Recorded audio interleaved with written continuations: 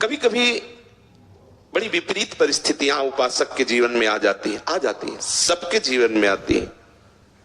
खुद अनुभव होता है, भजन में मन नहीं लग रहा, विकार अपने आप हमें आकर्षित कर रहे हैं, न मन साथ दे रहा है न तन साथ दे रहा है। बाहर हम जिसको मित्र बनाना चाहते हैं कि कम से कम वही हमें सपोर्ट कर दे, वो हमें और गिराने की बात कर रहा है। क्या करें?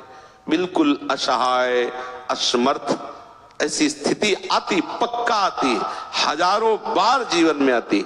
ये हम अपने जीवन की बात कह रहे हैं। हजारों बार एकदम अंधेरा, कोई पकड़ नहीं आ रही, अंदर से अंधकार छाया हुआ है, बाहर से कोई समझाने वाला नहीं, विकार का भयंकर उन्माद। तब अब कहां जाऊं, किसके पास जाऊं? कोई सूत्र नहीं, कोई भजन में रुचि नहीं, एकदम एकदम ऐसी परिस्थितियां, या बाहर से एकदम प्रतिकूलता। देखो, बाहर की प्रतिकूलता झेलने की सामर्थ्य भगवत चिंतन में है। अंदर से चिंतन सरस चल रहा है तो बाहर से हम प्रतिकूलता सह जाएंगे। पर ऐसी स्थिति जब अंदर अंधकार छा गया, अंदर अंधकार मतलब ऐसा लग ही नहीं रहा कि हम भजन करते हैं, कोई नाम में रुचि नहीं, कोई शास्त्र में रुचि नहीं। वो कुछ क्षण के लिए ऐसी बात आई, न शास्त्र में रुचि, कोई मतलब एक पता नहीं कैसी अंधकार में स्थिति, और बाहर सब प्रतिकूलता, विषयाकर्षण। अब उस समय केवल आश्रय काम करता है, केवल आश्रय। हो सकता है पुकार भी ना हो तो केवल आश्रय, जो आप अंदर से आश्रय लिए हो वो मूर्छा में भी रहता है, मूर्छित अवस्था में भी रहता है, मृत्यु समय भी वो रहता है। इसीलिए आश्रित का निश्चित भगवत प्राप्ति होती है, निश्चित कल्याण होता है, आश्रित का कभी पतन नहीं होता। इसीलिए बार बार सत्संग में रोज कहते हैं कि गोरे चरणारविंद का दृढ़ता पूर्वक आश्रय। जैसे हमारी मृत्यु का समय है, मन बुद्धि चित्त सब मूर्छावस्था को प्राप्त हो गए, कौन भजन कर रहा है? आश्रय उपस्थित है। जीवन भर जिनका आश्रय लिया, उस समय वो भजन के कारण नहीं, आश्रय के कारण हृदय में उपस्थित हो जाते हैं और उसको परम गति की प्राप्ति। आश्रय बहुत बड़ा तत्व है, बहुत बड़ी बात है। भजन और ये सब पीछे पहला आश्रय, बिगड़ी जन्म अनेक की वही सुधरे आज, वही राम को पहले बात आश्रय, और फिर आगे की सब बात। पहला आश्रय, उस समय आश्रय काम करता है। हमने देखा है, कई बार देखा है। एक बार हितधाम में श्री जी की सेवा में थे, तो ऐसी प्रतिकूलता आती, कैसे बताएं, बड़ी विचित्र प्रतिकूलता आती है। हम जिनके सहारे, उन्हीं से प्रतिकूलता।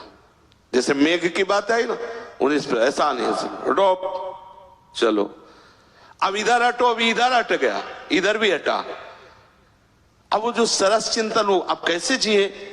श्री जी के पात्र मार्जन किए थे श्रृंगार करने के लिए, स्नान कराने के लिए। बस श्री जी की तरफ, यही श्री जी इनकी तरफ देखा, बड़ी गुस्सा आई, रोज इत्र लगाओ, रोज भोग लगाओ, या दुर्दशा हो ही जा रही, और आप ना उधर से ना, अरे कम से कम इतना तो चाहते हैं ना कि जिनके हम सहारे हैं वो मुस्कुरा दे, इतना भी नहीं चाहना। अगर इतना चाहोगे तो गड़बड़ हो जाएगा। बड़ा विचित्र खेल है।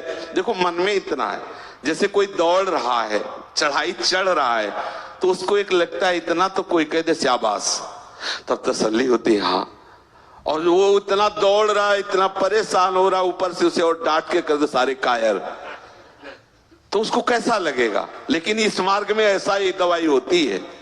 अगर कहीं बड़ाई हो जाए तो समझ लेना कोई अपराध बन गया, पक्का समझ लेना।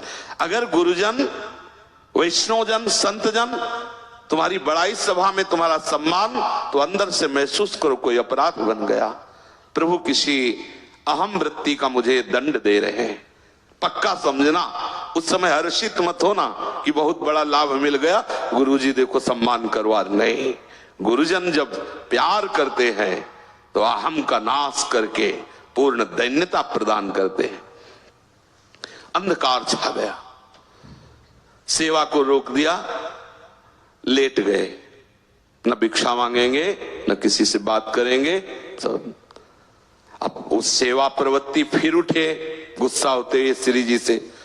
अब जल ऐसे तांबे के पात्र में रखे ऐसे श्री जी को स्नान, फिर गुस्सा आई, पूरा जल श्री जी के ऊपर, जैसे होली में नहीं ऐसे सब डाल दे, नहा धो लो। उस समय तो मतलब बिल्कुल तन्मयता है, क्योंकि उनके सिवा हमारा कोई है नहीं। पूरा कब तक इधर जिधर देखो उधर, जब जैसा मर्जी आया वैसा ऊपर जल डाल। नहीं करेंगे सेवा, न भोजन करेंगे न सेवा करेंगे। फिर लेट गए, ये दोबारा लेटे। 5 मिनट हुए थे, भक्तमाली जी 2 संतों को लेके आ गए। श्री हरिवंश आवाज आई तो थोड़ा उठे, देखा 3 संत उनके सहित। अब गुस्सा थोड़ी दिखानी पड़ेगी, और ऐसी चर्चा की कि रोते हुए सेवा शुरू हो गई। वो जो ही गए तो रोते हुए सेवा, एकदम आनंद, एकदम आनंद। सच्ची बताते हैं, आश्रय तत्व संभालता नहीं, ऐसी ऐसी परिस्थितियां आती हैं मानसिक और शारीरिक कि उपासक परेशान हो जाता है। ये माया बहुत